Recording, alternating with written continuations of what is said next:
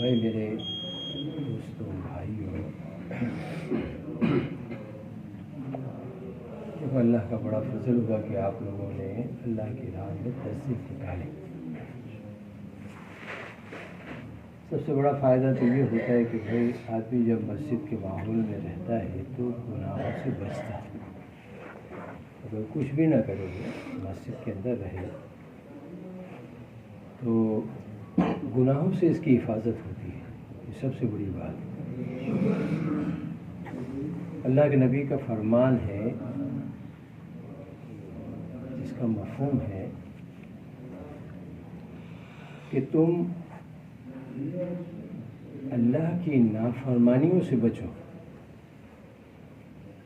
اس کی نافرمانی نہ کرو، یعنی گناہ نہ کرو، تم بہت بڑے عابد بن جاؤ گے۔ گناہوں سے بچنا یہ بہت بڑی چیز ہے، اور یہ ایک راستہ ایسا ہے کہ اگر آدمی اس راستے کے اندر نکلتا ہے، اور جیسے ہمارے بڑوں نے آپ کو آتے وقت ہدایت دی ہوگی کہ کس طرح سے اپنا وقت گزارنا ہے، اگر اس طرح سے ہمارا وقت گزرا ہوگا نا تو بہت ساری برائیوں سے اللہ تعالیٰ نے ہماری حفاظت کی ہوگی۔ اب یہ کام سے سب سے بڑا مقصد جو ہے ہمارے بڑوں کا اور اللہ تعالیٰ کا، اصل تو اللہ تعالیٰ اس کام کو چلا رہے ہیں۔ ایک بات تو ہم ذہن میں اس کو بالکل بٹھا لیں کہ یہ کام اللہ کی طرف سے چل رہا ہے، یہ اللہ کا کام ہے۔ مولانا الیاس صاحب رحمۃ اللہ علیہ فرمایا کرتے تھے اگر کوئی میرے لیے کر رہا ہے تو نہ کرے، اس کو کچھ فائدہ نہیں۔ ہاں اگر اللہ کے لیے کر رہا ہے تو اللہ تعالیٰ اس کا اجر دے گا۔ اسی لیے ہمارے یہاں شخصیت پرستی نہیں ہے کہ بھائی مولانا الیاس صاحب رحمۃ اللہ علیہ کا کام کریں گے، یا مولانا محمد رضا صاحب گجرات کے اس کی لوگوں جو کریں گے ان کی مانیں گے، یہ باتیں نہیں ہیں۔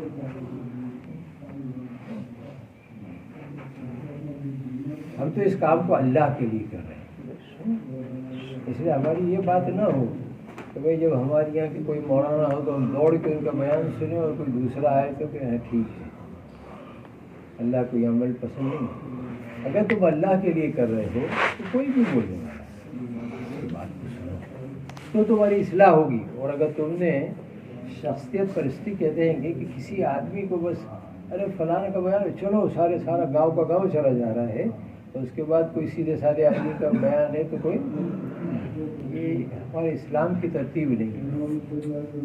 ہمارے یہاں تو دین کی بات کسی سے بھی پہنچے، دین کی بات کسی سے بھی پہنچے اور اس کو قبول کرنا ہے۔ میرے بھائی سب سے بڑی بات تو یہ ہے کہ ہم لوگ اپنی اصلاح کے لیے نکلے۔ کائی کے لیے نکلے بھائی؟ ہم اصلاح کہتے ہیں اپنے آپ کو سدھارنے کے لیے۔ آپ کہیں گے بھائی ہم کیا بگڑے ہوئے تھے سر؟ وہ بگڑے نہیں ہوتا ہے۔ اور ایک ڈائریکٹر صاحب اس کام میں لگے، کوئی اگر آپ کو کام سمجھانے کی کوشش کرے نا تو سمجھا نہیں سکتا اس کام کو۔ تو میں ایک مثال دیتا ہوں آپ کو۔ ڈائریکٹر صاحب ہمارے ایک تھے، وہ اس کام میں لگے۔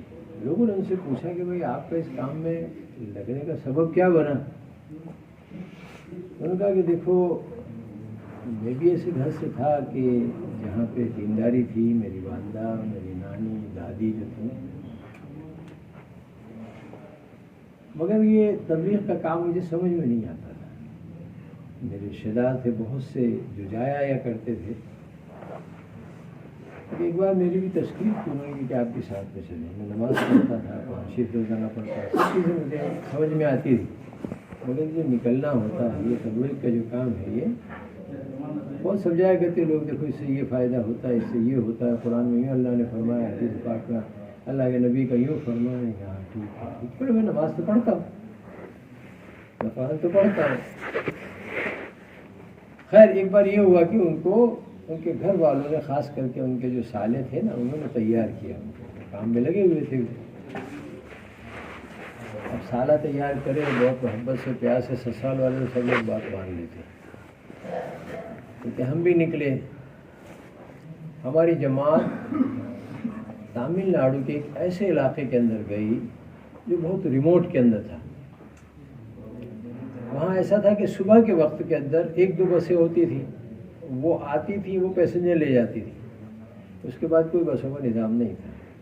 اور یہ آج میں کئی قریباً بہت سال پہلے کی بات بتا رہا ہوں آپ کو. اور پھر شام کے وقت میں ایک بس تھی، وہ آتی تھی اور پیسنجر لے کے چلے جاتی تھی، اس کے بعد کوئی بسوں کا انتظام نہیں.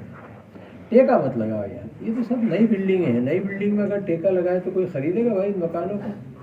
یہ تو ابھی نئے نوجوان لوگ ہیں، اور ٹیکہ لگانا اگر ابھی کر لیا نا تو بڑھاپے میں بہت کمر دکھے گی. یاد ابھی ٹیکہ مت لگاؤ، ٹیکہ مت لگاؤ، کمر کو مضبوط بناؤ اور دھیان سے سنو، توجہ سے سنو. دیکھا نا تو میں عرض کر رہا تھا میرے بھائی، تو انہوں نے ڈائریکٹر صاحب نے کہا کہ بھائی مجھے بھی میرے رشتہ داروں نے کہا کہ چلو، تو اب میرے کوئی تھا نہیں، وقت ایسا تھا کہ چلو پھر میں نے کہا چلو میں بھی آپ کے ساتھ چلتا ہوں. تو کہ ہماری جماعت ایسی جگہ گئی ایسے ریموٹ میں کہ جہاں ابھی بھی بہت سے علاقے ایسے ہیں، آپ تامل ناڈو دوسری جگہ جائیں تو جہاں پہ ایک ہی بس یا 2 ہی بسوں کا نظام ہے، زیادہ نہیں ہے. گاؤں والے اتنا باہر نکلتے ہی نہیں ہیں وہاں پہ. تو شام کا وقت تھا، بس ہماری جب پہنچی وہاں پر تو ایسا معاملہ تھا کہ اگر تھوڑی دیر اگر ہم کہیں آگے پیچھے ہو جائیں تو عصر کی نماز ہماری قضا ہو جائے. تو ہم جلدی ہم لوگ اترے. مولوی صاحب نے کہا کہ جلدی سے وضو سے فارغ ہو جاؤ، اگر پانی نہ ملے تو تیمم کر کے نماز جلدی سے، کسی کی نماز قضا نہیں ہونا چاہیے. اب یہ جیسے ہی بس سے اترے ہیں نا، ایسے ہی دیکھا کہ ایک پنڈت جی ماشاءاللہ چوٹی وغیرہ ان کے، اور بڑا تلک لگا ہوا اور دھوتی پہنے ہوئے جیسے پنڈت لوگ ہوتے ہیں، جیسے دوڑتے آئے اور کہنے لگے آپ لوگوں کو وہ پڑھا نماز کرنا ہے نا وہ. تو مولوی صاحب نے کہا ہاں ہمیں نماز کرنا ہے. تو جلدی بیچارے گئے، پاس میں ایک کنواں تھا، اس پانی سے جلدی کھینچا، پانی دیا، سب لوگوں نے وضو کیا اور بتا دیا چبوترا ہے وہاں پہ. آپ تامل ناڈو میں جاؤ گے نا تو چبوترے ایسے بنا دیتے ہیں جس کے اوپر لوگوں کو کھانا بھی کھلایا جاتا ہے. اس میں وہ صاف ستھرا تھا، اس کے اوپر کہا یا نماز پڑھ لو. ڈائریکٹ صاحب بولتے ہیں کہ میں نے نماز تو پڑھ لی، مگر میرے دھیان میں یہی آ رہا ہے کہ برہمن اور پھر مندر اور ہمیں پانی کھینچ کے دے رہا ہے، اور پھر ہمارے ساتھ ان کا مذہب تو اگر مسلمان ان کو چھو لے تو خراب ہو جاتا ہے ان کا مذہب. یہ معاملہ کیا ہے اس کا؟ جو ہے بہت سی نماز تو پوری ہو گئی. میں نے ابھی صاحب سے تھوڑا وقت لے کے میں ان کے پاس پہنچا، پنڈت جی کے پاس. میں نے کہا پنڈت جی کیسے ہیں، کیا سب کچھ؟ ایک بات سمجھ نہیں آئی، اپنے دھرم میں تو ہم برے مانے جاتے ہیں، اور اگر ہم لوگ آپ کی مسجد میں مندر کے اندر، مندر کے پریسر میں اگر نماز وغیرہ پڑھتے ہیں تو آپ کا دھرم وہ ہو جاتا ہے، خراب ہو جاتا ہے. تو پنڈت جی نے کہا نہیں ایسی بات، آپ لوگ تو دیوتا لوگ ہو، دیوتا لوگ. اس کو جیسے آپ جیسے بھی تھے، اس میں نئے بھی تھے، پرانے بھی تھے ساتھ ہی. تو انہوں نے کہا ڈائریکٹ صاحب نے کہا ہم میں کوئی دیوتا ویوتا نہیں ہے، ہم تو سب لوگ ایسے دنیا والے آدمی ہیں، ایسے ہم لوگ بھی ہیں. تو انہوں نے کہا دیکھو نہیں ایسی بات نہیں. میں آپ کو بتاؤں کہ آج سے تقریباً 6-7 سال پہلے یہاں قریب کے اندر جس گاؤں میں ابھی آپ جا رہے ہو، یہ مسلمانوں کا گاؤں ہے، اور ہماری یہ بستی یہاں پہ قریباً 10 مکانوں کی برہمنوں کی ہے. ان کے بچے جب بھی یہاں سے گزرتے مندر میں پتھر مارتے، میرے کو ستاتے، مجھے برا بھلا چوٹی چاٹی بولتے اور میرے کو چھیڑا کرتے، اور میں پریشان ہو گیا تھا. ہم لوگ یعنی ہم گاؤں والے. اچھا جب سیزن آئے نا، یہ فصل کا سیزن آتا ہے، جب یہ گیہوں یہ بوتے ہیں نا، وہاں پر چاول زیادہ بوتے ہیں. یہ جب فصل کا ٹائم آئے، کاٹنے کا وقت ہو تو پتہ چلے کہ ہمارے کھیت راتوں رات یہ لوگ کاٹ کے لے جاتے ہیں. ہماری گائیں بھینسیں یا جانور اگر کبھی بھول سے ان کے علاقے میں گیا تو پھر واپس نہیں آتا. آج سے 6-7 سال پہلے کچھ آپ جیسے ہی لوگ آئے اور وہ یہاں پر اترے. اب میں نے ان کو دیکھا، میں نے کہا یہاں اتنے شیطان کم تھے، یہ بڑے بڑے کرتے والے اور یہ داڑھی والے یہ کہاں سے چلے آئے؟ میں تو مندر کے پیچھے جا کے چھپ گیا، ان کو دیکھنے لگا کیا کرتے ہیں. انہوں نے بھی ادھر ادھر دیکھا، کچھ ملا نہیں، تو انہوں نے تو ایسے پانی کھینچا اور ایک طرف زمین کے اوپر چادر بچھا کے انہوں نے نماز اپنی ادا کر لی. ہمیں گھبراتا رہا کہ اب اس کے بعد یہ کیا کریں گے، مگر وہ لوگ پھر وہاں سے نماز پڑھ کے سیدھے گاؤں کی طرف چلے گئے. وہاں گئے، وہاں سے 7-8 آدمیوں کو پکڑ کے لے کے آئے اور اپنے ساتھ لے کر گئے. تو بس اسٹینڈ ایسا تھا کہ بالکل مندر کے قریب میں ہی تھا. پھر ایسا ہی ہوا کہ آتے رہے جاتے رہے آتے رہے جاتے رہے. پنڈت جی رونے لگے کہ آج یہ معاملہ ہے کہ اس گاؤں کے بچے مجھے پتھر نہیں مارتے, کوئی مجھے چھیڑتا نہیں, ہماری ماں بہنوں کو کوئی چھیڑتا نہیں, ہماری فصل یہ لوگ کٹوانے کے لیے تو آتے ہیں مگر کاٹ کے ہمیں ہی دے جاتے ہیں, ہماری مدد کرتے ہیں. جو پہلے کاٹ کے چپ چاپ چلے جایا کرتے تھے اب وہ کاٹ کے ہمیں واپس دے جاتے ہیں. ہمارے ایک جانور اگر بھول سے ان کے علاقے میں چلے جاتے ہیں تبھی اس کو واپس ہمارے گھر پر چھوڑ کر جاتے ہیں. آپ تو لوگ تو دیوتا لوگ ہو کہ ان کو بدل دیا, تو بڑے شیطان تھے یہاں کے لوگ. تو ڈائریکٹر صاحب نے کہا کہ میرے گھر میں بھی عالم تھے, میں نے بیانات تو بہت سے لوگوں کے سنے تھے مگر تبلیغ کا کام سمجھ میں نہیں آیا تھا. یہ پنڈت جی کے تھوڑی دیر کے بیان نے میرے کو سمجھا دیا کہ یہ کام کیا ہے. بات سمجھ میں آئے نا, اتنا اونچا کام ہے, اس کو آپ سمجھا نہیں سکتے, اس کو تو عملاً کرنا پڑتا ہے. جیسے نکلے ماشاء اللہ آپ کا جیسے جو جتنا بھی وقت آپ کا لگا اللہ اسے قبول فرمائے. اس کام کو چھوٹا نہ سمجھنا بھائی, ورنہ بہت بڑے فائدے سے محروم ہو جاؤ گے. آج ہمارے میں دیکھو 3 قسم کے لوگ ہیں جو کام میں لگے ہوئے ہیں. ایک تو اس کی تعریف اتنا کرتا ہے اس کام میں ایسا ہے مگر کام میں جڑتا نہیں ہے. ہم ایسے نہیں بنتے, تعریف والے نہیں بنے. ایک یہ وہ تعریف کرتا بھی ہے نہیں بھی کرتا مگر کام میں اپنی قربانی دے رہا ہے. ہمارا یہ ہمارا یہ حال ہونا چاہیے کہ ہم کام کے لیے قربانی دے رہے ہیں. اب قربانی کا مطلب کیا ہوا, اپنے اوقات کو جو ہے اس کو اس کام میں لگا. دیکھو ہر آدمی کے پاس 8 گھنٹے سونے کے لیے ہوتے ہیں. آپ 8 گھنٹے سے اگر سونے کا زیادہ کرو گے نا, گھر پہ جا کے بھی 8 گھنٹے سے زیادہ سو گے زیادہ تو بیمار پڑو گے. جو بیماریاں آتی ہیں, جو ہضم نہیں ہوگا کھانا, پھر پیٹ بڑھے گا اور یہ ہوگا, ساری بیماریاں, لیزی پن آئے گا, وہ سب ہوگا. 8 گھنٹے سے زیادہ منع کرتے ہیں ہمارے بڑے سونے. دیکھو کچھ سونے کے اوقات بھی جو اللہ والے جو اس کے لیے منع کرتے ہیں. ایک تو یہ ہے کہ فجر کی نماز کے فوراً بعد مت سویا کرو, اس سے بھی تندرستی پہ بہت اثر پڑتا ہے. ایک وقت ہے 10 سے 11 کا, وہ چاشت کا جو وقت ہوتا ہے نا, اس وقت میں بھی 1 گھنٹے بس سویا کرو. اسی طرح سے ظہر کے بعد اگر کھانا کھا لیا تو قیلولہ کرو, ورنہ ظہر کے بعد بھی سونے کا نظام مت بناؤ. ہم جماعتوں میں جانے کے سارے یہ ہوتے کہ اسی اوقات میں ہم سوتے ہیں, تو پھر بیماریوں یہ سب لگتے ہیں. یہ سب دین کے اندر, دین کی باتوں میں ہی آتا ہے کہ اس وقت کے اندر ہمیں سونے سے بچنا ہے. اسی طرح سے عصر کے بعد نہیں سونا ہے, تندرستی کے لیے اچھا. مغرب کے بعد نہیں سونا ہے, یہ بھی وقت اچھا نہیں ہے. اس کے لیے ہمارے بڑوں نے فرمایا کہ بھئی آدمی 8 گھنٹے جو ہے نا اس کی نیند لے, کم سے کم 6 گھنٹے اور 8 اور زیادہ سے زیادہ 8 گھنٹے. اس سے زیادہ اگر سوئے گا تو اس کی تندرستی کا اثر ہے. ہم گھر پہ جانے کے بعد اپنے اوقات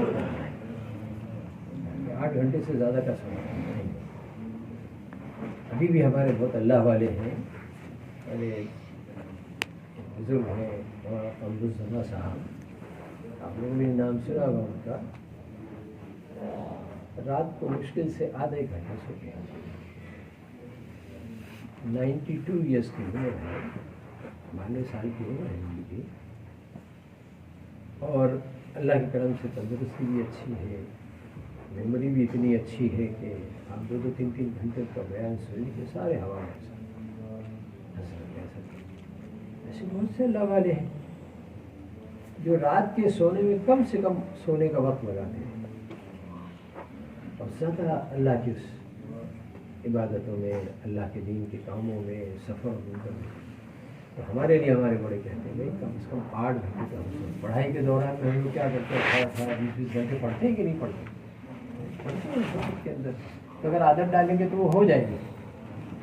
اور پھر اس کے بعد 8 گھنٹے جو ہمارے پاس بچتے ہیں, جو وہ 8 گھنٹے میں اپنے دنیا کے کام کریں. آپ دیکھو دنیا کے کاموں میں آپ دیکھو کسی بھی کمپنی یا فیکٹری کے اندر وقت بندھا ہوا ہے کہ ہفتے کے اندر سے زیادہ وقت کام نہیں کرنا, اس کے بعد اس سے فائدہ نہیں ہوتا ہے. اسی لیے لوگوں نے ریسرچ کر کے آخر کے اندر نکلے کہ بھائی ہفتے کے اندر بہت سے بہت اگر آپ کام کر رہے ہو تو 50 گھنٹے کام کرو, اس سے से ज़्यादा नहीं काम, इसलिए हमारे लिए को सैटरडे संडे की छुट्टियाँ शुरू हुई। हालांकि कहने को तो ये होगा कि ये 2 दिन अगर बंद रखोगे तो काम तो नहीं होगा, मगर लोगों का ये तजुर्बा है कि इससे काम और अच्छा होता है, अखराजात में कमी आती है, बिजली का, इसका, ऑफिस का, ये सारा खर्चा ही होता है। तो 8 घंटे जो है हमारे कारोबार में लगे, 8 घंटे से बहुत ज़्यादा नहीं। जो अल्लाह हमें 1 घंटे में देगा वो अल्लाह हमें 24 घंटे के अंदर देगा। रोज़ी का मसला ऐसा है, जैसे अल्लाह वाले फरमाते हैं कि कोई मुर्गी है या कोई जानवर है, आप उसको दाना डालो तो एक बर्तन के अंदर दे दो तो बेचारी वहीं खड़ी होकर खा लेगी, या पूरे अपने नामिन के अंदर बिखेर दो, यहाँ भी खाएगी, यहाँ भी खाएगी उतना जितना उसका रिस्क है। इसी तरह से अल्लाह ने हमारा रिस्क भी तय कर रखा है, हम कमाएंगे उतना, या 24 घंटे में कमाएं या उसको 8 घंटे में कमाएं, इसलिए इसको भी बहुत अपने 8 घंटे उसमें लगाए। अब हमारे पास बचते दूसरे 8 घंटे। अब इस 8 घंटे में आप 4 घंटे अपने पर्सनल काम के लिए लगाओ, 4 घंटे फिर भी बचते हैं। ये 4 घंटे हमारे कहाँ जाते हैं? कहीं गपशप मारने के अंदर, होटलों के ऊपर, पान के गल्लों के ऊपर, या दोस्तों की महफिल के अंदर। ये जो 4 घंटे हैं, इस 4 घंटे में से अगर तुम 2.5 घंटे की भी कुर्बानी दे दोगे तो ये कुर्बानी के लिए है, दीन की निस्बत से वो वक्त लगा, और हर एक के पास इतना वक्त है नहीं, मगर हम ज़ाय कर देते हैं उसके। तो खैर अब 10 दिन के अंदर हमने बहुत सी बातें तालीम के अंदर सीखी, अल्लाह के अहकाम जनाब रसूल पाक सल्लल्लाहु अलैहि वसल्लम ने उन अहकाम को खूब अच्छी तरह से हमारे सामने समझाया कि सब हमारे फ़ायदे की बात।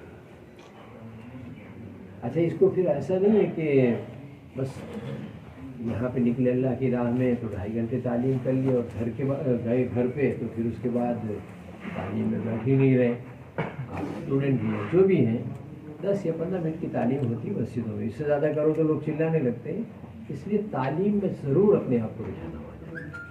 रोज़ाना की तालीम जो ये हमारा रोज़ है, अल्लाह की बातों में नूर है, अल्लाह के नबी के बातों में नूर है। हमारे बुजुर्ग फरमाते थे, भई तालीम हमें क्यों कही जाती है करने की। आप ये फरमाते थे कि देखो बहुत सी किताबें हैं, ऐसा नहीं है तब आपको बड़ी बड़ी तफसीर की किताबें मिलेंगी, बड़े बड़े अल्लाह वालों की किताबें मिलेंगी आपको। क्यों फ़ज़ाइल आमाल के लिए कहा जाता है कि इस किताब का मुताला रोज़ाना होना, तबलीग के काम करने वालों को इसको रोज़ाना पढ़ना चाहिए। फालतू वक्त में भी इसको लेके बैठो, आपके बात करने के लिए बिठाते हैं, साथियों को उठाता नहीं है। इसके अंदर सारे मवाद दिए हुए, हमारे जितने भी इस वक्त के बुजुर्ग हैं ना, सब फ़ज़ाइल आमाल की अक्सर बातें, और फ़ज़ाइल आमाल में कोई हज़रत शेख ने छोड़ी नहीं है कोई बातें, जितनी हमारे काम की सब उसमें आ जाती है। हमारे एक बुजुर्ग थे, वो फरमाया करते थे कि देखो जिस आदमी की तसनीफ़ होती है, तसनीफ़ कहते जिसने लिखा होती है ना, लिखता है किताबें, या दुनिया में हम देखें हम किसी के फ़ैन बन जाते हैं, फ़ैन बनना समझते हैं भाई, हमको कोई बहुत अच्छा लगता है। आजकल जैसे देखते हैं कि भाई फिल्म एक्टर जो हैं, कोई मेरे को तो फलां पसंद है, मेरे को तो फलां पसंद है, तो आदमी उसके जैसे बाल भी बनाता है। हालांकि अगर आईने में खड़े को देखो तो अपने आप को कार्टून से ज़्यादा नहीं लगता है वो, मगर फिर भी बनाता है।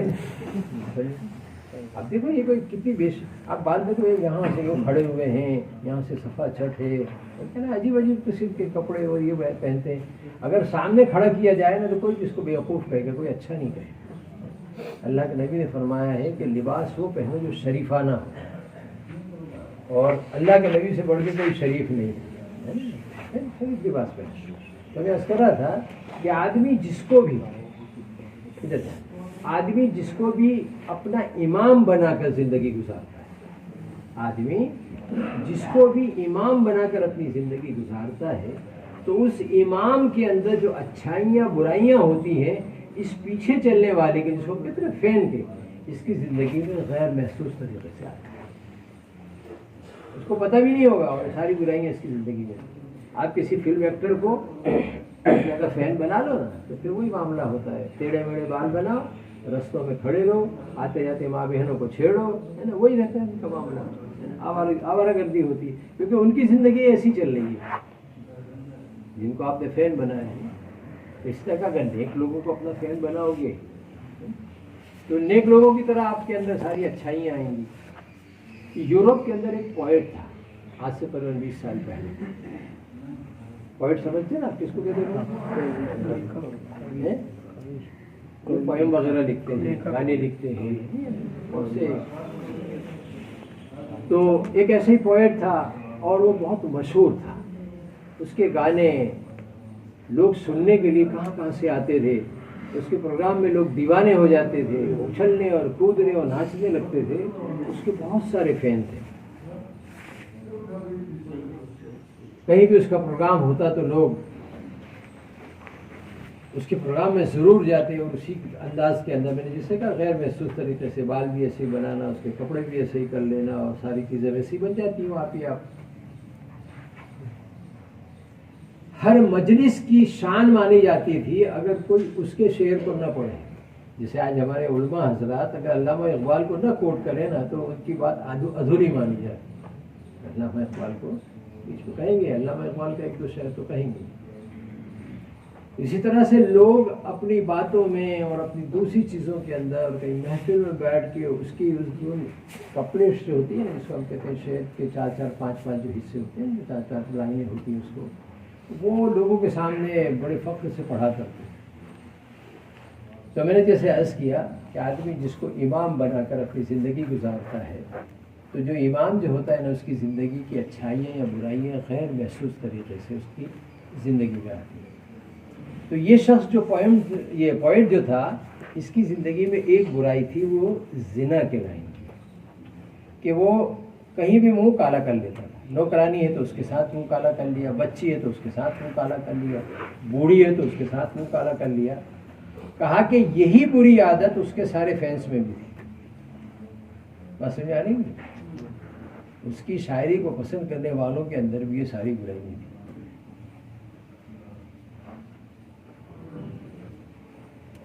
اگر کسی نے آپ نے اپنے اس بڑوں سے سنا ہو, مولانا زکریا صاحب رحمۃ اللہ علیہ کی زندگی کیسی تقوی والی تھی. دیکھو میں آپ کے پسند کی بات کرتا ہوں, بتاتا ہوں. ہمارے بمبئی کے ذمہ دار تھے, باندرا کے وکیل صاحب, سید صاحب تھے. وہ بتا رہے تھے کہ ہمارے دلیپ کمار ہے نا, دلیپ کمار, سب کی نیند اڑ جائے گی نا,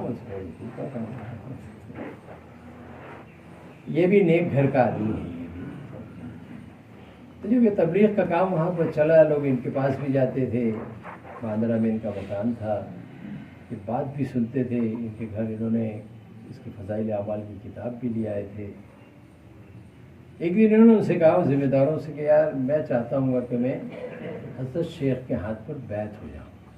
اور یہ کب کا وقت ہے جو وہ پورے ان کا زمانہ شباب پہ چڑھا ہوا تھا, کہ فلموں میں لوگ دیوانے تھے ان کے اس وقت میں, جوانیاں.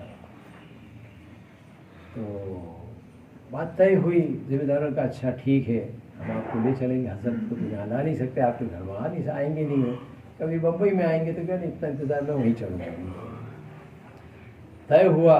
ذمہ داروں نے کہا کہ بھائی ادھر دھیان دینا بیٹا, کیا ہوا, تو ٹھیک ہے نا تمہارا. تو ان کو یہاں سے دہلی لے جایا گیا اور یہ کہا گیا ان کو ایک چیز, حضرت سے اجازت لے لی. حضرت نے کہا ٹھیک ہے بھائی لے آؤ. کون ہے؟ یوسف خان بتایا, ان کا نام نہیں بتایا, ویسے دل کو نہیں بتایا. ایسے ہیں دنیا کی لائن کے بڑے مشہور آدمی ہیں, تو لے آؤ ان کو. تو بمبئی سے دہلی تک تو بائی پلین آئے تھے. اس کے لیے انہوں نے کسی سیکورٹی کا وہ نہیں کیا, مگر اس وقت بہت مشہور تھے. اس کے لیے ان کو دہلی پہنچنے کے بعد فکر ہوئی یہاں پریشان نہ ہو جاؤں میں کہیں. تو ان کے ایک دوست تھے جو اس وقت وہاں پہ ڈی سی پی تھے, یہ میرٹھ علاقے ضلع کے اندر. تو انہوں نے ان کو فون کیا کہ بھائی میں آ رہا ہوں, ذرا تھوڑا سا. اب یہ بات تھی تو انہوں نے تو پولیس محکمے کے بڑے تھے, انہوں نے پورا انتظام کر دیا ان کے لیے. جگہ جگہ جیسے نہیں ہمارے یہاں ہوتا ہے, کوئی منسٹر بڑا آنے والا ہوتا ہے, اب بات سب جگہ پھیل گئی کہ وہ آنے والے ہیں. وہ پبلک کو تو جس وقت آنے کا سنا تو وہ تو اب یہ بات جب ساتھیوں کو پتہ چلی کہ بھائی اس طرح سے معاملہ ہو گیا, پبلک کو پتہ چل گیا ہے, تو سائرہ بانو بھی ساتھ میں تھیں. ان کو برقع پہنایا اور حضرت کو بھی بڑا چھپا کے گاڑی کے اندر لے گئے، کسی کو پتہ نہ چلے اس طرح سے۔ حضرت شیخ یہاں گئے آپ کی خانقاہ کے اندر، اس وقت تو شاید گھر پہ ہی تھے، آپ گھر لے گئے اس کو، تو حضرت بار نے ان کا گھر دیکھا تو پرانے ٹائپ پہ جو کویلی کو کیا اس کو کیا کہتے ہیں، اوپر جو لگاتے ہیں اس کو آپ کے کویلو کہتے ہیں، ہمارے یہاں کویلو ہم لوگ اس زمانے میں کہتے تھے، کہ جس کو نلیے ہوتے ہیں نا، نلیے کا مکان، پرانے قسم کا بنا ہوا مکان، چھوٹے چھوٹے روم ایسے بنے ہوئے تھے، بڑا سا احاطہ تھا۔ اور انہوں نے تو مکان دیکھتے ہی سے کہا اتنا بڑا آدمی، حضرت شیخ کی تو کتنی یعنی مشہور تھے، تو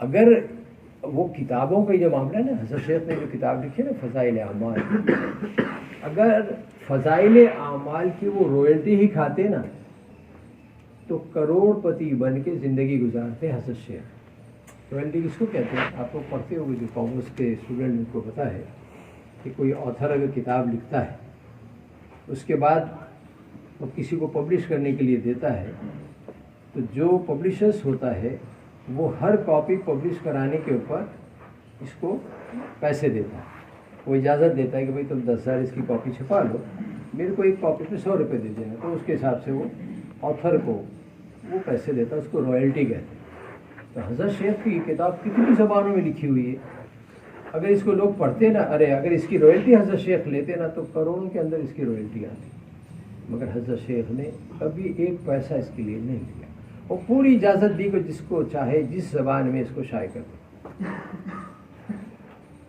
اب وہ دیکھا تو حضرت شیخ باہر بیٹھے ہوئے تھے، چارپائی جس کو کھاٹلا کہتے ہیں نا، کھاٹلا تھا، وہ بھی ایک طرف سے ذرا جھکا ہوا تھا کہ اس کا پاؤں کی طرف کا باندھ ہے نا تو تھوڑا سا ٹوٹ گیا۔ اس کے بعد حضرت جی ایسے تھے بھی بڑے، آپ نے دیکھا کمزور قسم کے، یعنی ان کا وزن ہی بہت کم ہوگا، تو ایک طرف ٹیکا لگا کے بیٹھے تھے۔ جب ان کو پیش کیا گیا تو دیکھو اللہ والوں کا لوگوں پہ اثر کیسا پڑتا ہے۔ اور سامنے ہی ایک چٹائی بچھی ہوئی تھی، تو یہ اندر آئے، السلام علیکم سلام ہوا، اور ان کے اوپر اتنا رعب ہوا دل کے پاس کہ یہ نیچے چٹائی پہ بیٹھ گئے۔ تو حضرت نے کہا بھائی آپ میرے مہمان ہیں، آئیے میرے پاس چارپائی پہ بیٹھ جائیے۔ تو برجستہ ان کی زبان سے کیا نکلا، اچھا جیسے کہتے ہیں نا آپ کے کوئی حضرت میں تو دنیا کا کتا ہوں، میں اس قابل نہیں ہوں کہ آپ کے پاس بیٹھوں۔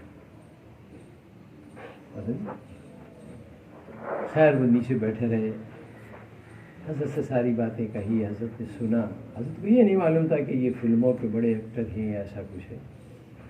حضرت نے تھوڑی دیر کی بات سنی تھی، انہوں نے کہا کہ آپ جو زندگی گزار رہے ہیں اس زندگی کو چھوڑنا پڑے گا۔ نہیں معلوم کون سی زندگی، کسی نے کہا نہیں کہ وہ فلم ایکٹر ہے یا پھر، تو اللہ والوں کے پاس ایکس رے کی مشین ہوتی ہے، ایمانی کیفیت جو ہوتی ہے نا اس سے وہ پرکھ لیتے ہیں کہ یہ آدمی کس اس میں ہے۔ ایک دفعہ میں ہمارے ایک بزرگ تھے، اللہ ان کو غریق رحمت کرے، مولانا عبید اللہ صاحب، آپ لوگوں نے تو شاید نہ دیکھا ہوگا کیونکہ ہمارے شاید کسی پرانے کوئی ہو تو انہوں نے دیکھا ہوگا، مولانا عبید اللہ صاحب کو بڑے عالموں میں سے تھے۔ مولانا محمود احمد صاحب ان کے لیے کہا کرتے تھے کہ اگر ہمیں دین کی بات کوئی ڈنکے کے چوٹ پہ کہنی ہو تو ہم حضرت سے اس بات کی تصدیق کرتے تھے اور پھر کہا کرتے تھے۔ بڑے عالم مولانا عبید اللہ صاحب بلیا کے رہنے والے، کیا بات ہو رہی تھی سے تو حضرت کی، ہاں حضرت کی خدمت میں تھا میں، اللہ نے توفیق دی تھی وہاں پہ۔ حضرت کی کیا نیچے سے جو پاؤں جو تھے نا یہ کام نہیں کرتے، آپ کو ویل چیئر کے اوپر لے جایا جاتا تھا۔ وہ بھی مرکز پہ آپ کے بچے کے ساتھ ایک حادثہ بنا تھا، تب سے ان کو مگر ان کی بات آپ سنیے، اتنی بہترین بات ہوا کرتی تھی۔ تو ہمارے کچھ دوست آئے اور کہنے لگے کہ ہمارے یہاں سے شاپور کی کچھ لڑکے وہ جو بیچارے شراب کا دوسرا دھندا کیا کرتے ہیں کہ ایسے کچھ لوگ آئے، اور وہ آئے تو یہاں پہ ہیں،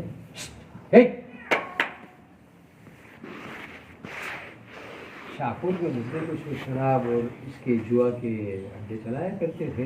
تو یہاں پر قریب کے اندر حضرت نظام الدین اولیاء رحمۃ اللہ علیہ کی مزار شریف ہے, تو وہاں پر آئے ہوئے ہیں. تو ہمیں رستے میں ملے کہ اگر آپ کہو تو مولانا کے پاس لے آئیں کچھ دعا کرانے کے لیے. مولانا سے اجازت لے لیتا ہوں کہ میں نے مولانا سے کہا حضرت ایسی سی بات ہے, وہ کچھ ایسے لوگ آئے ہیں گے جو تھوڑا سا آپ کی ملاقات کے لیے ہے نا. ان کو کون ہے؟ تو ان کو حضرت نے اجازت دے دی, آ جاؤ. ایسے تخت بچھا ہوتا تھا تو اس کو بیٹھے ہوئے تھے نیچے. اچھا ایسی جانوار جیسی بچھی ہوئی تھی, اس کے اوپر ان کو بلا کے بٹھایا. تو ان کی عادت تھی حضرت کی تھوڑا سا جھونکا مارنے, کبھی کبھی بیان میں سو جایا کرتی, بیان میں سو جایا کرتی, بڑی ان کی کیفیت تھی. تو تھوڑی دیر رہے اور اس کے بعد میرے کو کہتے ہیں ابے تو کس کو لے آتا ہے, کس کے پاس لے آتا ہے تو لوگوں کو جس کی اونگ ہی نہیں مٹتی ہے. میں اونگنے والا آدمی میرے پاس کہاں لے آیا تو ان کو. وہ بھی دیکھ رہے تھے, ان کو بھی ہنسی آ رہی تھی, جھونکے مار رہے. پھر اس کے بعد انہوں نے آنکھ کھولی, ان کی طرف مخاطب ہو کر یوں کہا اللہ کے خزانے سے لینے کا طریقہ صحیح کر لو, سب صحیح ہو جائے گا. ہم نے کسی نے کہا نہیں تھا کہ جو یہ شراب کے بیپاری ہیں, مگر اللہ تعالیٰ نے وہ جو جھونکے کھانا تھا نا, وہ جھونکے کھانا نہیں. تو میرے حضرت شیخ تو کتنے بڑے, ان کے استاد ان سب کی. پھر حضرت شیخ نے ان سے پوچھا نہیں کہ کیا دھندا وغیرہ, کہا کہ آپ کو یہ جو زندگی آپ کی ہے اس کو بدلنا پڑے گا, اس کے بعد ہم آپ کو بیعت کریں گے. ممبئی میں آپ جاؤ نا تو بہت سارے پیر صاحب ملیں گے, جتنے یہ بڑے بڑے ایکٹر ہیں ان کے سب کے پیر ہوتے ہیں. ہمیں وہ کون سے پیر ہوتے ہیں, جیسے میں نے اس دن بتایا تھا کہ وہ شہد چاٹنے والے ہوتے ہیں. سنا تھا آپ نے کچھ نہیں؟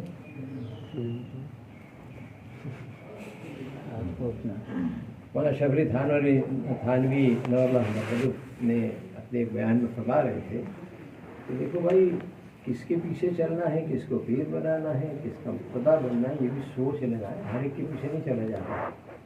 انہوں نے قصہ سنایا تھا کہ ایک بیچارہ بڑا ہی مخلص آدمی تھا, وہ اس نے کسی کو پیر بنا لیا. اللہ حالوں سے بڑا سا جھبا, داڑھی بھی بڑی ہوئی, ٹوپی بھی بڑی اونچی وغیرہ تھی, اور جاتا حضرت کو, بڑا پیسے والا آدمی تھا, حضرت کی خدمت کیا کرتا.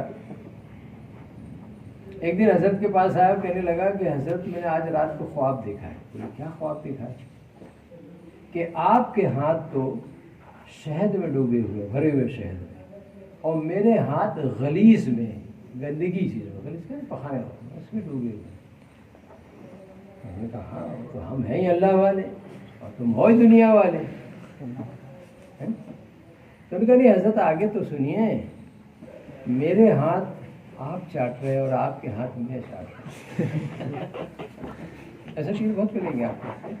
تو بمبئی کے اندر یہ ہیرو لوگ جو ہے نا بیچارے, ان کے بہت سارے ایسے ہوتے ہیں. وہاں تو بڑے آپ کو پیر لوگ ملیں گے, وہ تو چاہتے ہیں کہ ان کے جیسا کوئی ملے تو ہمارا بازار پر ہماری دکان بڑی اچھی چلے. وہاں پہ حضرت شیخ ان سے کیا کہہ رہے ہیں کہ آپ کو فی الوقت کی زندگی چھوڑنا پڑے گی, اس کے بعد ہم آپ کو ہدایت کریں گے, اس سے پہلے نہیں. اللہ والے ایسے لالچی نہیں ہوتے ہیں, کسی کا وہ نہیں ہوتا ہے. تب آپ یہ سوچیں کہ حضرت شیخ کا تقویٰ دیکھیے, ٹوٹی ہوئی چارپائی پہ. لوگ کہتے ہیں کہ حضرت جب یہ لکھا کرتے کتاب تو 6 مہینے کا مسجد نبی میں اعتکاف کیا ہے آپ نے. 2 رکعت نماز پڑھ کے آپ نے ان احادیث کو اس کے اندر جمع کیا ہے. اس لیے اللہ تعالیٰ نے اس کتاب کے اندر وہ تاثیر رکھی ہے کہ اگر کوئی آدمی اس کتاب کو پڑھتا رہے گا تو غیر محسوس طریقے سے اس کی زندگی کے اندر حضرت والا تقویٰ آئے گا.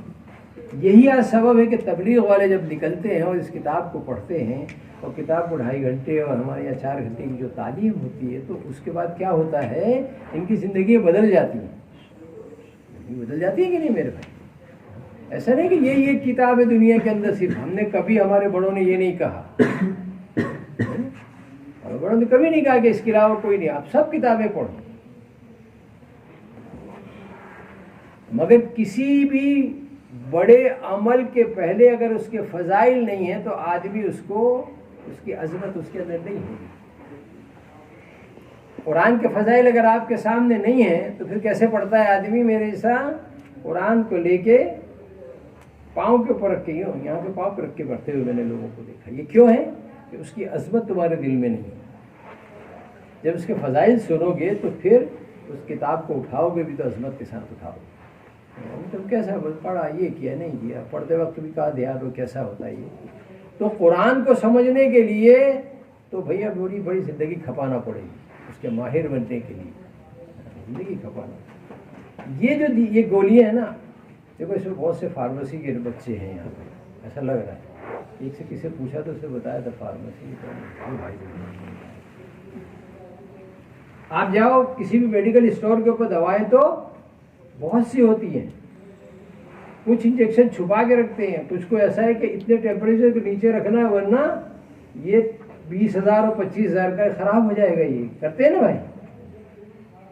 مگر آپ جاؤ وہاں اس سے کہا میرے سر میں درد ہے, تو وہاں سے ایک آپ کو کوئی بھی اٹھا کے سر درد کی وہ آتی ہے نا, ایسپرین آتی ہیں یا کوئی دوا دے دے گا آپ کو اٹھا کے. آپ کو کہ نہیں یار مہنگی والی دے, تو کیا کہے گا تیرے لیے یہی کافی ہے, مہنگی والی دوا. میں آپ کو 20,000 والی جو اندر رکھتا ہے انجیکشن وہ لگوانا ہے, وہ تو ان کے لیے جو ان کی بیماری کے لیے. دکان میں بہت ساری دوائیں ہیں, بہت ساری اللہ والوں کی کتابیں لکھی ہوئی ہیں, مگر وہاں تک کہ پہنچنا ابھی آپ کے لیے بہت دور ہے. یہ کتاب آپ کو ابھی نہ پائے, اس لیے یہ آپ کی بنیادی چیز ہے جن کے اندر عظمت بٹھانی. تو بور تو نہیں ہو رہے نا بھائی. ایک قصہ تو میں سناؤں, وہ بڑا پیارا اسی کے اوپر. آپ نے ایک نام سنا ہوگا, حضرت باقی باللہ رحمۃ اللہ علیہ. دہلی میں جامع مسجد کے احاطے کے اندر ہی ان کی مزار شریف بھی ہے. آپ حضرت خواجہ معین الدین چشتی رحمۃ اللہ علیہ کے خلیفہ خاص. خواجہ معین الدین چشتی رحمۃ اللہ علیہ کا نام سنا ہے نا کہ نہیں سنا ہے؟ اجمیر شریف والے بڑے بابا جو وہ حضرت, اللہ تعالیٰ نے ان کو ایسا بزرگ بنایا تھا کہ کبھی کبھی حال کی کیفیت میں کوئی ان کو دیکھ لیتا نا تو ڈر جاتا. بڑے اللہ والے تھے. ایک دن ان کے ایک استاد تھے, بڑے اللہ والے وہ بھی تھے. سنا کہ ان کی خبر آئی ہے کہ حضرت فلانی تاریخ کو میرے گھر پہ آنے والے, فلانی تاریخ کو یہاں آنے والے, حضرت کی خدمت کرنا چاہیے مجھے. اب گھر میں تو کچھ تھا نہیں ان کے. جو ان کی خدمت کیا کرتا تھا کھانا پکانے والا باورچی, اس نے دیکھا آج حضرت بہت پریشان ہیں, آگے پیچھے ہو رہے ہیں, کیا کروں کیا نہیں کروں. حضرت بات کیا ہے آج؟ دیکھ میرے بڑے بزرگ ایک آ رہے ہیں. پھر کہا تیرے بس کی بات نہیں, تیرا کام نہیں ہے تو میری پریشانی ہے. ہر کہ حضرت بتا تو شاید میں کچھ مدد کر سکوں. آپ کہا دیکھ میرے بڑے بزرگ آ رہے ہیں اور میرے گھر میں پیسہ بھی نہیں ہے, نہ کھانے کا کوئی انتظام ہے, میں اب ان کی خدمت کیسے کروں. تو باورچی نے سوچا کہ بڑا اچھا موقع ہے کہ حضرت اگر میں انتظام کر دوں آپ کے کھانے کا تو آپ تو انتظام کر دے تو تیرے کو وہ دعا دوں گا, تو مانگ لینا میرے سے, تو دعا مانگ لینا, وہ تیری دعا جو تو مانگے گا میں تیرے کو وہ دعا کر دوں گا. اور حضرت کے بارے میں یہ تھا کہ آپ مستجاب الدعوات کہتے ہیں, دعا آپ کی اللہ تعالیٰ سنا کرتے, جس کے لیے دعا کرتی ہے تو خوش ہو گیا. اور اس نے بہترین کھانا بنایا, وہ حضرت آئے, کھانا کھایا, بڑے خوش ہوئے, دعائیں دی, دوسرے ساتھ بھی تھے ان کے. حضرت چلے گئے تو یہ ان کی اپنے نا باقی باللہ رحمۃ اللہ علیہ کی طبیعت اتنی خوشی کہنے لگے تو مانگ لے جو دعا مانگ لے. تو کہا جلدی مت کرنا, دیکھ دعا مانگنے میں جلدی مت کرنا, تو سوچ لے, مشورہ کر لے لوگوں سے کہ بار بار ایسا موقع نہیں ملتا ہے. تو اب اس نے سوچا اچھا میں سوچتا ہوں. تو حضرت نے کہا تو ایک کام کر، یا تو شہر میں گھوم کیا، تیرے کو جو اچھا لگے نا تو اس کے اعتبار سے دعا مانگنا۔ تو وہ شہر میں گھوما دیکھا تو اس نے ایک نواب صاحب، بڑی سی کوٹھی ہے نواب صاحب کی، اور باغیچہ ہے، اور اس میں جھولے لگے ہوئے ہیں، بہترین بیوی ہے، اور چھوٹے چھوٹے پیارے پیارے بچے ہیں اس کو کھیل رہے ہیں۔ اس نے کہا کہ ان کی طرح سے بن جاؤ، میرے کو یہ دعا مانگنی۔ وہ گیا حضرت کے پاس کہ حضرت تو فلانے نواب صاحب جو ہے نا، آپ دعا کریے کہ میں ان کے جیسا ہو جاؤں، مال بھی ایسا مل جائے، پیش بھی ایسا مل جائے۔ حضرت نے کہا ہاں تو ایک کام کر، ذرا جا کے ذرا نواب صاحب سے پوچھ کے بس اس حالت میں خوش ہو گے نہیں؟ ارے بولو بہت بڑی حویلی مل جائے، اس میں بہت بڑا باغ ہو، پھل پھول لگے ہوئے ہوں، اور آدمی خوبصورت بیوی کے ساتھ بیٹھا ہو، جھولے جھول رہا ہو، کس کو نہیں اچھا لگے گا؟ سب کو اچھا لگے گا نہیں بھائی؟ سب مال بھی ہے، سب کچھ۔ حضرت نے کہا جا کے ذرا پوچھ لیں گے تم اس حالت میں خوش ہو گے نہیں؟ میں باورچی نواب صاحب سے اجازت لے کے ان کے خادم سے کہ حضرت کے پاس سے آیا ہوں، اور حضرت نے کہا ہے کہ دعا مانگ لے، اور یہ کہا ہے کہ تجھے شہر کے اندر پورے اس نے واقعہ کیا کہا۔ تو حضرت آپ کی زندگی دیکھ کے تو میرے کو بڑا اچھا لگا، کیسی عیش و آرام والی، تو جنت تو یہی آپ کی یہی ہے۔ میں چاہتا ہوں کہ آپ جا کے حضرت سے کہو گے۔ انہوں نے کہا کبھی بھول سے بھی نہیں مانگنا، یہ زندگی کتنی پیاری زندگی ہے نا، بڑا سا مکان، یہاں تو ایک چھوٹا مکان بنانے میں زندگی گزر جاتی، بڑی حویلی، اس کے آگے بہت سارا نواب صاحب پہ نواب صاحب۔ ارے نواب صاحب ساری عیش و آرام کی چیزیں آپ کے پاس ہے، اور آپ بھی کہہ رہے ہیں کہ نہیں وہ نواب صاحب بتاؤ معاملہ کیا ہے؟ کیونکہ حضرت نے نہ بھیجا ہوتا تو تجھے بتاتا نہیں میں۔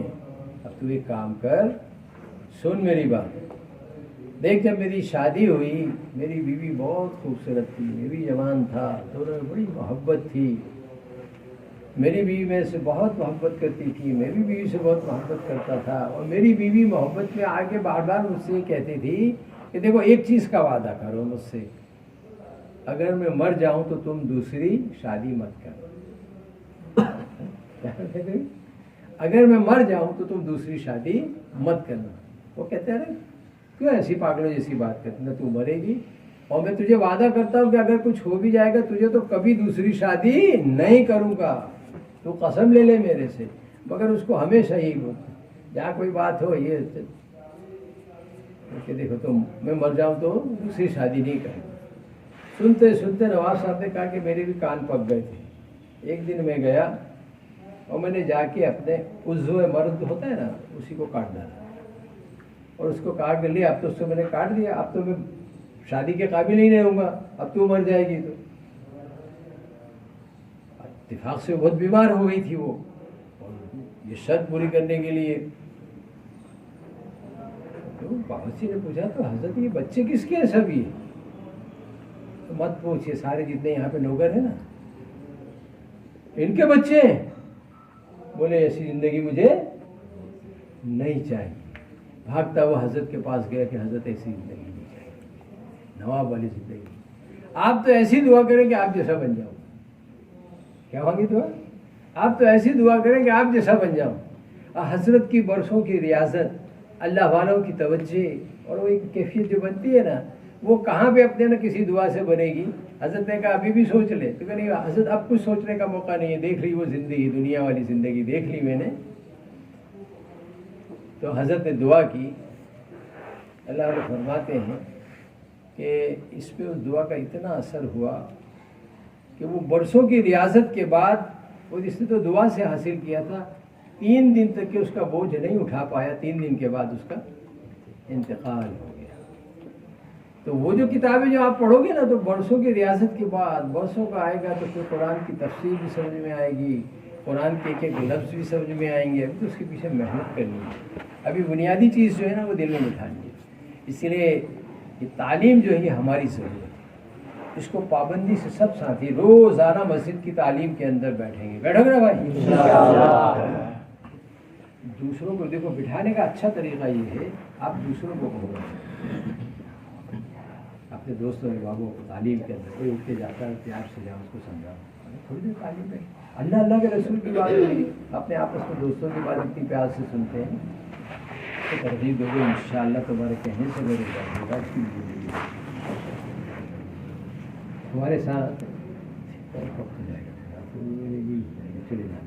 ایک ہمارے ساتھ ایک جماعت میں لگے تھے, بڑے بدماش قسم کے تھے. تعلیم کے اندر ہی اللہ نے ان کی زندگی بدل دی. اور اسی تعلیم میں ایسے احمد آباد کے اندر بہت سے لوگ جنہوں نے 18 19 سال کی زکوٰۃ ادا کی. ایسی تو بھائی تعلیم میں بیٹھیں گے, اپنے گھروں میں بھی چاہتے ہیں نا برکت, اگر تو اس تعلیم کو اپنے گھروں میں بھی زندہ کریں گے بھائی. اب دیکھو یہ جو گشت جو ہے نا ہماری, یہ 2 گشت یہ بہت ضروری ہے. ہمارے مولانا محمد عمر صاحب اکثر فرمایا کرتے تھے, اللہ ان کو غریق رحمت کرے, ان کی قبر کو منور کرے. آپ اکثر فرمایا کرتے تھے ہماری جو ترقی ہوئی ہے وہ عمومی گشتوں میں ہوئی ہے, یہ بڑے بڑے بیانوں میں نہیں. ہماری ترقی جو ہوئی ہے عمومی گشتوں میں, خصوصی میں بھی نہیں. اسی لیے عمومی گشتوں کے اندر ہم سب اپنے آپ کو اگر چاہتے ہیں کچھ اللہ کے ساتھ ہمارا تعلق بڑھے تو عمومی گشتوں کے اندر ضرور. تو پہلا گشت اور دوسرا گشت, یہ 2 گشت کو پابندی سے کریں گے بھائی صاحب جانے کے بعد.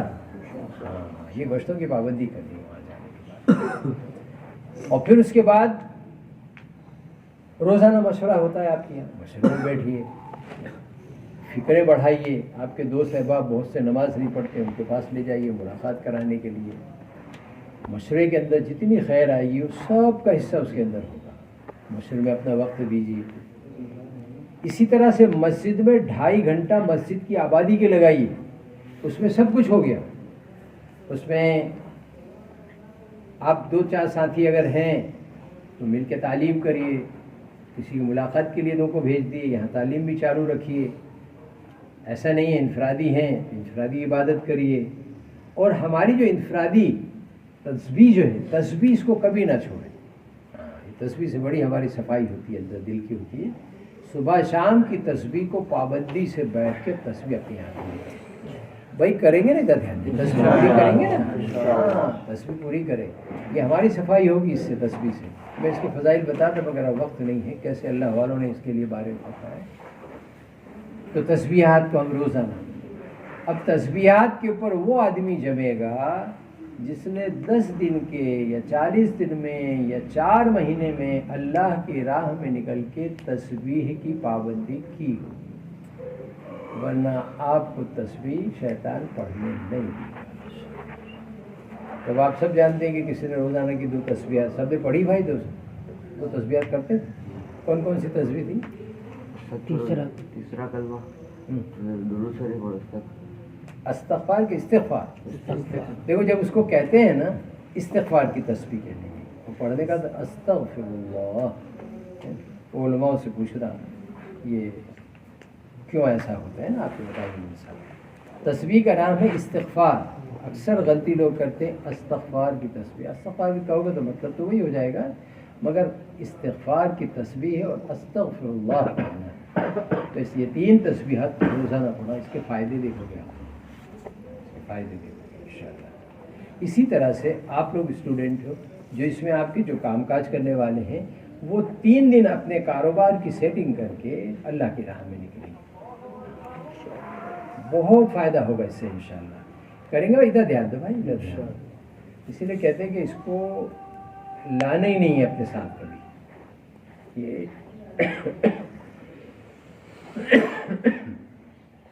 موبائل تو ہمارا زمانے کے اندر بھائی, ہم جب جاتے تھے تو ٹیلی فون کی وہ تھی, ہمیں کہا جاتا تھا کہ گھر پہ صرف خط لکھ دو کہ میں خیریت سے ہوں, تھوڑی ترغیب دو اعمال کی, باقی یہ نہ کہو کہ تم جواب دینا. یہ مطلب ایک بار آسام کے اندر ہم کہیں بھی جو, اس زمانے میں کیا ہوتا تھا آپ کے خطوط 10 دن 15 دن کے بعد ملتے. ہم آسام میں تھے, ہمارا خط کبھی ہم کو ملا ہی نہیں. لیکن ہم یہاں رہے, وہاں سے ادھر جائیں تو 15 دن کے بعد خط وہاں پہنچتا, تب تک ہم کہیں اور چلے جاتے. تو یہ تو اللہ نے یہ دیا ہے, تو اس کا یہ ہے کہ جب جس وقت ہم عمل میں جڑیں تو ان سب کو بہتر تو یہ آپ اگر اس کو نہیں استعمال کریں گے تو آپ کو پتہ چلے گا اس کی کوئی ضرورت نہیں ہے زندگی میں, اس کے بنا بھی ہم جی سکتے ہیں اور اچھی طرح سے جی سکتے ہیں, اچھے اعمالوں میں جڑ کے جی سکتے ہیں. نماز کے وقت کے اندر گانوں کی ٹیون ہوتی ہے، دوسری چیزیں نکل آتی ہیں، بیچارہ وہ نماز کے اندر یہ جلدی جلدی بند کرنے میں ہوتا ہے. علماء فرماتے ہیں ایسی حالت ہو جاتی ہے کہ عمل کثیر ہے، کہتے ہیں ایسا جس سے پتہ چلے کہ آدمی نماز میں نہیں ہے، اس کی نماز خراب، اس کی وجہ سے آزو بازو والوں کی نماز خراب، اس سے جو ہمارے امام صاحب کی توجہ وہاں سے ہٹتی ہے، بڑا نقصان ہوتا ہے اس سے. اس لیے خصوصی نماز کے وقت میں، اعمال کے وقت میں اس کو بند رکھا کریں. لائے نہیں تو میں تو کہوں سب سے زیادہ ترقیات کی اس پہ ہوگی کہ اس کو لائے نہیں. ابھی ہمارے بہت سے بزرگوں کے پاس یہ نہیں ہوتا. خیر اللہ تعالیٰ، اور لائے تو اس کا استعمال صحیح کرنے مگر استعمال صحیح نہیں ہو پاتا کہ ہمارے ساتھ شیطان لگا ہے. تو میں عرض کر رہا تھا میرے بھائی کہ 3 دن اللہ کی راہ میں نکلے. اور دوسری بات یہ دیکھو، ہمیں تبلیغ والا لوگ کہتے ہیں مگر ہمارے اعمال کی وجہ سے لوگ ہم کو پسند کریں. ہم اپنے کاروبار میں، اپنی نوکریوں میں، اپنے گھروں پر ایک اچھے مسلمان بن کے رہیں، ایک اچھے جو اس کام سے جو چاہا جا رہا ہے وہ صرف یہ کہ آپ نماز روزہ کریں، تسبیح گھمانے لگیں، صوفی بن جائیں، مگر دکان پہ بیٹھے تو پھر جیسے تھے پہلے کی طرح کاروبار کے اندر بھی بیاس چل رہا ہے اور جھوٹ بھی چل رہی ہے. نہیں، اب زندگی کو پلٹنا ہے. پھر قصے کے بعد پھر بات کو اپنی پوری کرتا ہوں. بمبئی میں بامبے سینٹرل کے اوپر ایک ٹرین کھڑی تھی جس میں ایک دیکھو، ایک ہوتے ٹی سی کا فل فارم کیا ہوتا ہے؟ Ticket collector. وہ جو ہوتے ہیں نا وہ آپ کو اس کے اوپر کھڑے رہیں گے، گیٹ کے اوپر کھڑے ہو کے ٹکٹ سب کے کہتے ہیں، وہ ٹکٹ کلیکٹر. ایک ہوتے ہیں ٹی، اس کا فل فارم کیا ہوتا ہے؟ ارے کوئی جنرل نالج کی شوقین نہیں ہے یار آپ لوگ، اتنا کیسی بات ہے. ٹکٹ ٹریولنگ ٹکٹ ایگزامنر اس کو کہتے ہیں. وہ ٹکٹ اندر دیکھا کرتا ہے ڈبوں میں، جو آپ کا ریزرویشن ٹکٹ ہوتا ہے نا وہ چیک کرتا ہے سب کے ریزرویشن. تو ایسے ایک ٹی صاحب بامبے سینٹرل کے اوپر ایک ٹرین جانے والی تھی، باہر کھڑے ہوئے تھے. اتنے میں انہوں نے دیکھا کہ ایک فیملی، ایک آدمی اچھا پورے کپڑوں میں، اس کے ساتھ اور اس کے ساتھ نوجوان بچی تھی. وہ جلدی جلدی اپنا سامان لے کے بھاگے آ رہے ہیں. اور آنے کے بعد وہ کچھ ایسا معاملہ لگا کہ اب آنسو آ گئے ان لوگوں کی. تو ہمارے جو ٹی صاحب کھڑے ہوئے تھے انہوں نے دیکھا، بولے کیا بات ہے بھائی، کیا بات ہے؟ کہا دیکھو یہ گاڑی اٹھنے والی ہے اور ان کی اماں کہتے ہیں ان کی بیوی کی ساس کا انتقال ہو گیا ہے، اور یہ ایک آخری ٹرین ہے، اس کے بعد کوئی ٹرین اس گاؤں کی طرف جاتی نہیں ہے، اور ہم نے ٹکٹ خریدی نہیں ہے. بنا ٹکٹ ہم کیسے بیٹھیں؟ ابھی ٹکٹ خریدنے جاتے ہیں تو گاڑی اٹھ جاتی ہے. تو ان کا کوئی پریشانی کی بات نہیں ہے. انہوں نے کہا چلیے آپ بیٹھیے میرے ڈبے میں، اگر خالی جگہ ہو تو میں آپ کو دے دوں گا. تو انہوں نے کا سامان بھی اٹھایا. وہ نہیں آپ نہیں اٹھانا. چلو اور ان کو اندر بٹھا دیا. بٹھا کے خود بھی بس تھوڑی دیر میں تھا ٹرین سگنل ہوا چل گئے. ایک تھوڑی دیر ابھی صاحب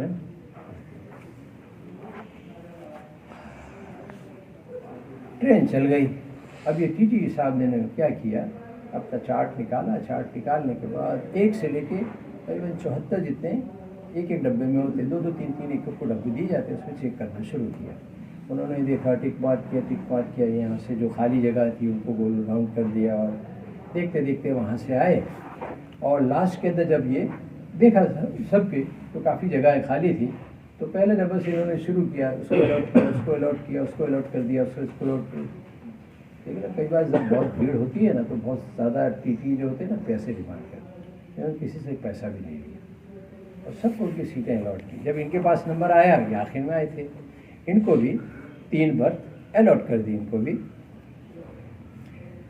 اب وہ کہا کہ آپ نے ٹکٹ بھی نہیں خریدی، آپ ٹکٹ کے پیسے مجھے دیں. کتنا ہوتا ہے؟ تو انہوں نے ٹکٹ کا پیسے گن کے ان سے کہا. انہوں نے ٹکٹ کے پیسے دیے اور اوپر سے 500 روپے اور اس میں ملا کے دیے. تو انہوں نے گنے اور 500 روپے کوئی کہ یہ زیادہ ہے، کہ نہیں یہ میری طرف سے آپ کو بخشش ہے. تو انہوں نے کہا نہیں، میں مسلمان ہوں، مجھے تنخواہ ملتی ہے، میں یہ پیسے نہیں دے سکتا آپ کے، یہ میرے لیے حرام ہو جائے گا. ٹی صاحب نے ان کا میں اپنی طرف سے دے رہا ہوں. آپ کو بولے آپ اپنی طرف سے دو، مجھے تنخواہ ملتی ہے اس کے لیے. آپ نے قلی بن کے میرا سامان اندر رکھا اور مجھے جگہ دی، اپنی جگہ پہ بٹھا کے آپ گئے اور جگہ لا کے ہم کو دی. لوگ تو اس کا بڑے پیسے مانگتے ہیں، اور آپ کہ ہم مسلمان ہیں، ہم اپنی نیکیوں کو کیا اپنی نیکیوں کو بیچا نہیں کرتے. ہم مسلمان اپنی نیکیوں، آپ کے ساتھ میں نے احسان کیا، ٹھیک ہے، اس نیکی کا بدلہ میں اپنے اللہ سے لوں. وہ آدمی بڑا متاثر ہوا. اب اس کے بعد انہوں نے کیا کیا کہ سب کو اپنی جب جگہیں مل گئی نا تو کام سے فارغ ہو گئے، تب انہوں نے وہ اس کے اندر ایسے ٹپ کے پاڑ رکھے تھے جتنے مسلمان تھے نا. اب ان کے پاس گئے کہ بھائی آپ نے نماز پڑھ لی، عشاء کی نماز ہوئی ہے؟ کسی نے کہا کہ ہاں میں تو پڑھ گیا. انہوں نے نہیں کہ میں نماز پڑھنے کے لیے جا رہا ہوں، آ جاؤ اپنے وہاں نماز پڑھ لیں گے سب ساتھ میں. تشکیل کر کے لائے 400-500 ان لوگوں نے کر لیا اندر جا کے. اور انہوں نے اپنی چادر بچھائی. جگہ ہوتی ہے وہ جو اپنے اس کے پاس میں آپ نے دیکھا ہوگا تھوڑا آخر کے اندر جو دروازہ جہاں پہ ہوتے ہیں نا اس کے پاس میں دروازے وغیرہ بند کر کے وہاں پہ اپنی چادر بچھا کے انہوں نے 5-7 آدمی انہوں نے ان کے ساتھ نماز پڑھی. نماز پڑھنے کے بعد انہوں نے کہا بھائی تھوڑا سا وقت ہے، میں تھوڑی سی تعلیم بھی کر لیں اپنے. تو سب ساتھی بیٹھے رہے اور انہوں نے تھوڑی تعلیم کی. وہ آدمی بھی دیکھ رہا تھا یہ کیا ہو کیا رہا ہے. نماز پڑھی انہوں نے، یہ کیا انہوں نے. ایسا نیک آدمی مسلمان کہ اس نے ہم سے پیسے بھی نہیں لیے، کوئی ڈبے میں کسی سے پیسے نہیں لیے، ورنہ تو لوگ تو بہت پیسے لیتے ہیں. تو اس نے یہ کہا کہ آپ بمبئی میں رہتے ہیں؟ تو کہا میں بمبئی میں رہتا ہوں. تو کیا آپ بمبئی میں 1 گھنٹہ میرے کو دیں گے؟ بولے 1 گھنٹہ کس لیے؟ کس لیے آپ کو دیں گے؟ ان کا نہیں، آپ پہلے وعدہ کرو کہ 1 گھنٹہ دو گے. نہیں آپ بتائیے تو کس کام کے؟ کہ دیکھو میں دادر میں شیو سینا کا جو ہیڈ کوارٹر ہے جو وہاں پہ میں تھنک ٹینک ہوتا ہے نا جو بڑے جو سوچتے ہیں جن کو جو بڑے بناتے ہیں ان میں سے ایک آدمی میں ہوں. ہم یہاں پر ہمیشہ شیو سینا والے یہ سوچتے ہیں کہ مسلمانوں کو کیسے تکلیف پہنچائی جائے اور مسلمانوں کو کس طرح سے بمبئی سے بھگایا جائے. یہاں سے ہماری صلاحیتیں اس میں جاتی ہیں. مگر آج میں نے آپ کو دیکھا تو مجھے لگا کہ مسلمان اچھے ہوتے ہیں. یہ تو ہونا چاہیے ہمارے شہر میں.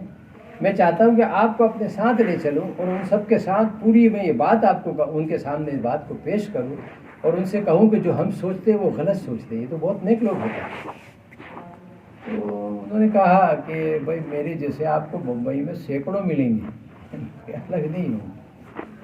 یہ پورا کا پورا واقعہ جنم بھومی کر کے شیو سینا کا ایک پیپر نکلتا، اس کے اندر یہ پورا واقعہ ہے کہ مسلمان ایسے ہوتے.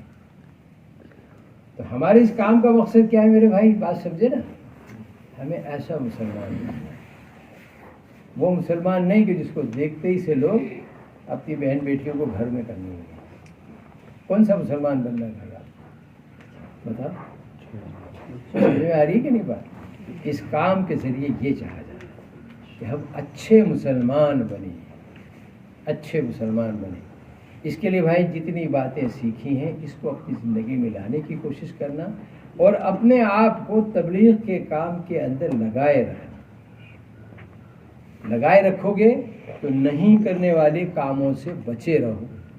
اور اگر اس کام سے بچو گے اپنے آپ کو تو نہیں کرنے والے کاموں کو کرنا پڑے گا، ہے نا.